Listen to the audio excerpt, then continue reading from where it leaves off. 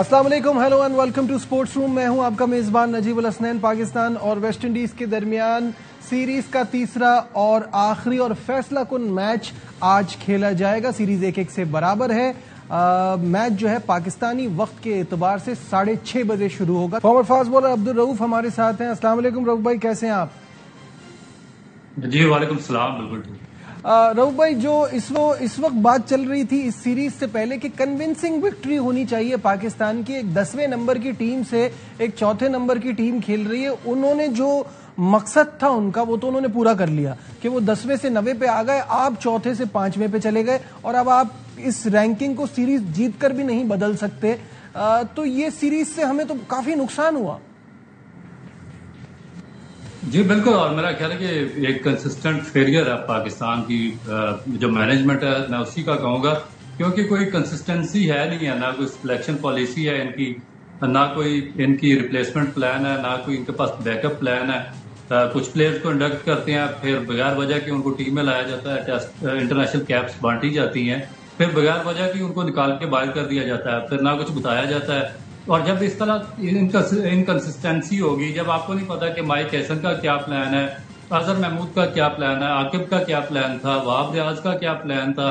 उससे पहले जैसन गिलस्पी का क्या प्लान था, उससे पहले आपका जो गैरी क्रिस्टन या मिकी आर्थर थे, उनकी क्या प्लान है, तो फिर आपको इसी तरीके से आपकी जो सारी क्रिकेट है या पाकिस्तान की टीम है वो एक रोलिंग स्टोन की तरह पड़ी हुई नजर आएगी, जिसको जो दिल चाहेगा वो अपनी मर्जी से उसको ठोकरें मारता रहेगा और उसके रिजल्ट इंतहाई खौफनाक आ रहे हैं। क्योंकि आगे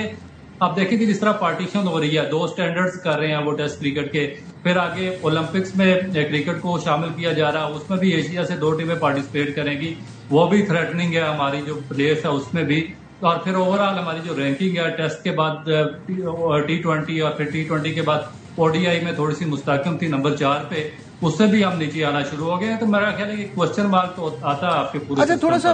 थोड़ा सा बात करते हैं माइक हैसन के हवाले से, क्योंकि we know he is calling the shots right now, उनकी चल रही है। ये जो उनका न्यूजीलैंड वाला माइंडसेट है ना, आधा तीतर आधा बटेर वाले प्लेयर्स के ऑलराउंडर्स पे टीम बना ली जाए, तो वो तो मुझे लग रहा है उनको भी सही से इस्तेमाल नहीं कर रहे। अगर आप हुसैन तलत को खिला रहे हैं तो बॉल उनको देते नहीं, तो क्या वो एज बैट्समैन खेल रहे हैं? अगर आप नवाज को खिला रहे हैं तो उनकी बैटिंग इतनी काम की नहीं है, तो क्या नवाज एज अ बॉलर खेल रहे हैं? फिर आप ऐसी पिच पे सुफियान मुकीम को कैसे बिठा सकते हो? ये क्या चल रहा है? अबरार खेलेगा तो सुफियान नहीं खेलेगा, सुफियान खेलेगा तो अबरार नहीं खेलेगा।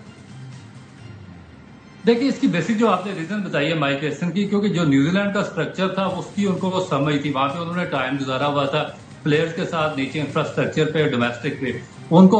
उनकी फिंगरप्रिंट्स पे था, उनका सारा सिस्टम उनके सामने था कि किस तरीके से किस प्लेयर को इंडक्ट करना है, किससे क्या काम लेना है, कौन सा प्लेयर काउंटी में या नीचे ग्रेड क्रिकेट में परफॉर्म करता रहा, उसको किस तरीके से यूटिलाइज करना। अब यहाँ पर पाकिस्तान में उनको इतना ज्यादा एक्सपीरियंस दिया। मैं आपसे पूछता हूँ कि आप मुझे बताएं,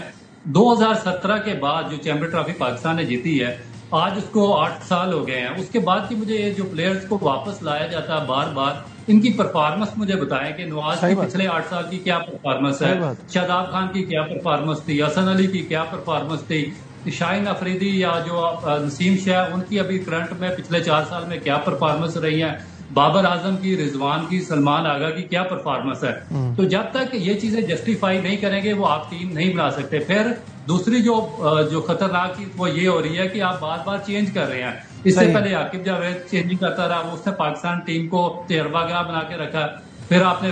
फॉरेन कोचेस के हवाले उससे पहले किया, उन्होंने तजर्बागाह बनाया, फिर अजहर महमूद काफी अरसे से उससे पाकिस्तान टीम को तख्ता मश्क बनाया हुआ है। आप मुझे बताएं, जो साउथ अफ्रीका में पाकिस्तान की टीम थी उसमें नए लड़के थे, इरफान मिनाज था, मेहरान जी, आपने बिल्कुल सही कह रहे हैं, बिला वजह में उनको हटाया, उनको चेंज किया, कोई सेंस नहीं बन रही थी। या ब्रेक से वापस आएंगे, डिस्कशन को यहीं से कंटिन्यू करेंगे, कहीं मत जाइएगा, विल बी राइट बैक।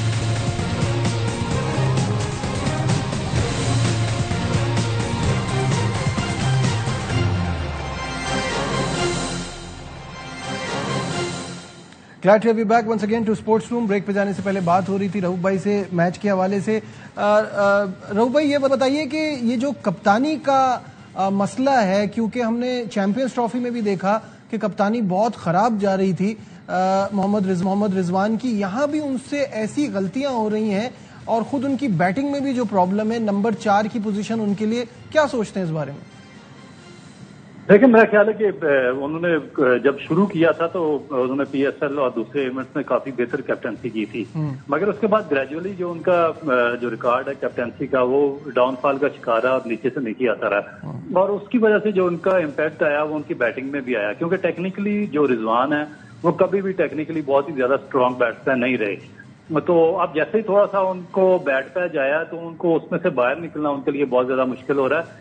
کیونکہ اگر آپ ٹیکنیکلی بہت زیادہ اسٹرانگ ہوں تو بیٹ پیچ میں آپ دوبارہ فارم واپس حاصل کر سکتے ہیں، تھوڑا سا آپ فرسٹ کلاس میں پرفارم کریں یا ایک دو اچھی آپ کی اننگ آپ کی لگ جائیں تو آپ کی پرفارمنس گریجولی بہتر ہونا شروع ہو جاتی ہے، مگر اگر ایک اس طرح کا بیٹسمین جس کی ٹیکنیک پہ تھوڑا سا کوشچن مارک ہو تو اس کے لیے میرا خیال ہے کہ تھوڑا سا ڈیفینیٹ پرابلم۔ اچھا، ہم بات کرتے ہیں ماڈرن ڈے کرکٹ کی رؤف بھائی،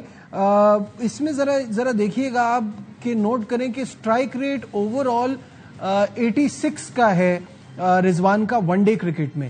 اور آج ہی ہم T20 میچ دیکھ رہے ہیں، دوسرا T20 ہے ڈارون میں جاری ہے اس وقت آسٹریلیا اور ساؤتھ افریقہ کے بیچ میں، جس میں ابھی صرف 9 T20 میچ کھیلا ہوا بریوس جو ہے وہ 223 کے اسٹرائک ریٹ سے کھیل رہا ہے، وہ obviously that's a T20 game but 125 رن بنائے ہیں اور کوئی 56 بالز پہ، تو آپ یہ دیکھیں کہ دنیا کس طرف جا رہی ہے، ہمارا جو اسٹرائک ریٹ ہے وہ 86 ہے، ہیری بروک ٹیسٹ ان سے تیز کھیلتا ہے، 2025 میں رضوان کا اسٹرائک ریٹ 71 کا ہے،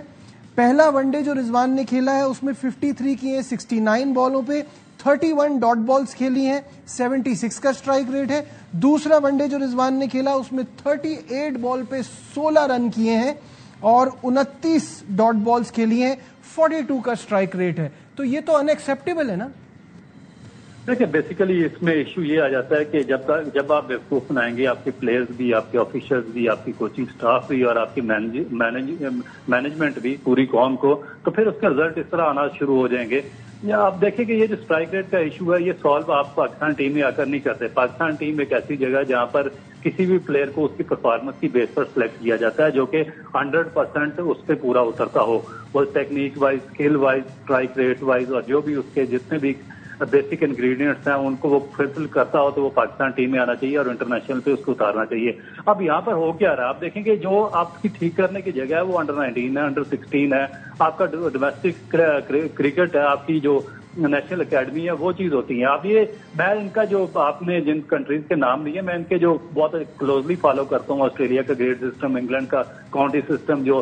ساؤتھ افریقہ کا ہے، نیوزی لینڈ کا ہے، باقی کنٹریز کا ہے، تو وہاں پر جو کام ہوتا ہے وہ right from the grass root ہوتا ہے، وہاں پر اسکول سے، کالج سے، یونیورسٹی سے، پھر جو کلب ہے، پھر جو آپ کا فرسٹ کلاس اسٹرکچر ہے اس سے پلیئر پر اس کے پروگرس آہستہ آہستہ اس کو کام کر کے اس کو نیشنل ٹیم تک لایا جاتا ہے۔ یہاں پہ کیا کرتے ہیں، پاکستان ٹیم میں پلیئر آ جاتا ہے، اس کا اسٹرائک ریٹ 70-80 ہوتا ہے، پھر یہ ایک اسٹرائکنگ کیمپ لگاتے ہیں، وہاں پہ ہم جو بیٹ سوئنگ سکھائیں گے۔ پاکستان ٹیم میں آنے کے بعد یہ 5-6 ایکس جو کرکٹرز ہوتے ہیں، بے روزگار ہوتے ہیں، جن کی کوئی ایجوکیشن نہیں ہوتی، جن کا کوئی ویژن نہیں ہوتا، ان کو اکیڈمی میں ہائر کرتے ہیں، بڑے بڑے پیسے ان کو دیتے ہیں اور وہ بابر اعظم کو، رضوان کو،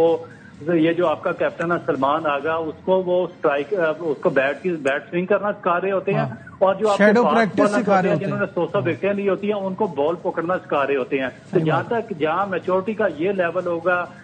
جہاں پہ سینس کا یہ لیول ہوگا تو وہاں پر پھر رزلٹ بھی اسی طرح کے آئیں گے۔ ٹھیک ہے، فائنل صرف مجھے اتنا سا بتا دیجئے آج کے میچ میں کیا دیکھ رہے ہیں؟ بس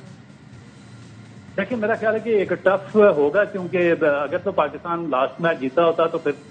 پاکستان کے پاس چانس تھا کہ پاکستان کوئی 1 سیٹرڈے سیریز جیت سکتا تھا، مگر اب کیونکہ ایک ٹف کنڈیشن میں آ گیا، 1-1 سے سیریز برابر ہے اور یہ ڈیسائسو میچ ہوگا تو اس میں پریشر ہوگا ڈیفینیٹ، ویسٹ انڈیز سے تو اتنا نہیں ہوگا، پاکستان سے زیادہ پریشر ہوگا کیونکہ 10 نمبر کی ٹیم کے خلاف۔ ٹھیک ہے، بہت بہت شکریہ عبدالرؤف ہمارے ساتھ تھے آج، بس اتنا ہی، دیجیے اپنے میزبان نجیب الحسنین کو اجازت، اپنا بہت خیال رکھیے، اللہ حافظ۔